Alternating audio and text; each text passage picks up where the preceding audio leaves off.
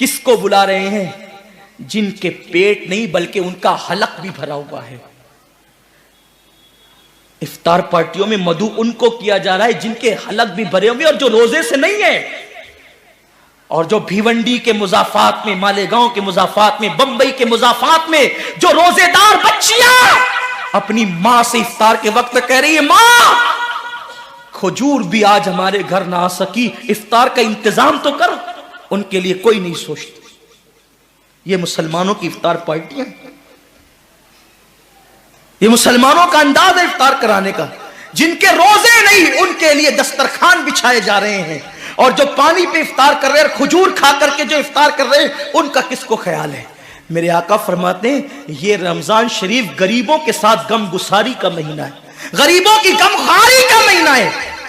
اما عائشہ صدیقہ سلام اللہ علیہ فرماتی ہیں حضور ایسی سخاوت کرتے تھے جیسے دریا ماہ رمضان شریف میں۔ حضور تو سخی بہت تھے لیکن رمضان شریف میں سخاوت کا انداز ایسا ہو جاتا تھا جیسے دریا بہہ رہا ہے۔ پڑوس میں بچیاں بھوکی ترس رہی ہے جن کے یہاں سحری کا انتظام نہیں، اور ہم سحری کے بعد کھانے کو گھر کے آنگن میں پھینک رہے ہیں۔ کیا انداز ہے!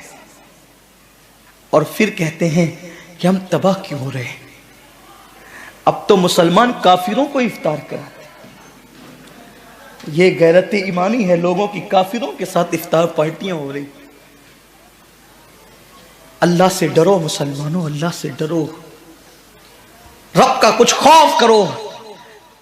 اگر تم نے حلق تک کھانے والوں کو کھلایا اور ان غریبوں کو سسکیاں لینے پہ چھوڑ دیا تو قیامت کے دن کہیں ایسا نہ ہو کہ تمہارے روزے تمہارے منہ پہ مار دیے جائیں۔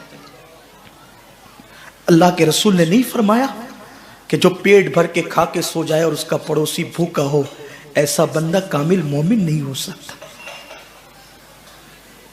ہم نے حضور کی سنت کو ترک کر دی، بلکہ میرے کریم آقا نے تو یہاں تک فرمایا اگر غریب بستی میں رہتے ہو اور سالن کی خوشبو سالن پکتے وقت 4 گھروں میں پہنچ جائے تو تھوڑا سا پانی زیادہ ڈال دیا کرو، کیونکہ جن کے گھروں میں خوشبو پہنچی ہے ان کے گھر تک سالن پہنچا دیا کرو۔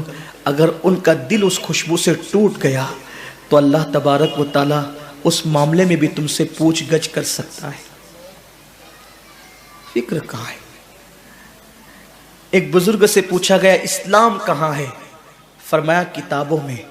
مسلمان کہاں ہے؟ تو کہا قبروں میں۔ اسلام کتابوں میں اور مسلمان قبروں میں۔ اب کیا بچا ہے؟ میں یہ تو نہیں کہتا کہ لوگ کافر ہو گیا، استغفر اللہ، کبھی نہیں کہتا۔ میرا مسلک تو اتنا محتاط مسلک ہے، میرے امام نے کہا اگر کسی کے قول میں 99 وجہ کفر کی ہو اور ایک ایمان کا راستہ نکلتا ہو تو ہم ایمان کی طرف اس قول کو پھیریں گے۔ ہمارا مذہب مسلک یہ ہے، ہم مسلک اعلیٰ حضرت کے ماننے والے ہیں، ہم اسماعیل دہلوی کے مسلک کے ماننے والے نہیں ہیں۔ ہمارے مسلک میں بہت احتیاط ہے۔ مولا کائنات نے کہا آسمان سے زمین پہ گرنا آسان ہے، کسی مسلمان کو کافر کہنا میرے لیے مشکل ہے۔ خارجیوں نے جب مولا علی کو کافر کہا تو فرمایا ان کی بے باکی ہے وہ مجھے کافر کہتے ہیں، میں ان کو کافر نہیں کہتا، یہ میری احتیاط ہے۔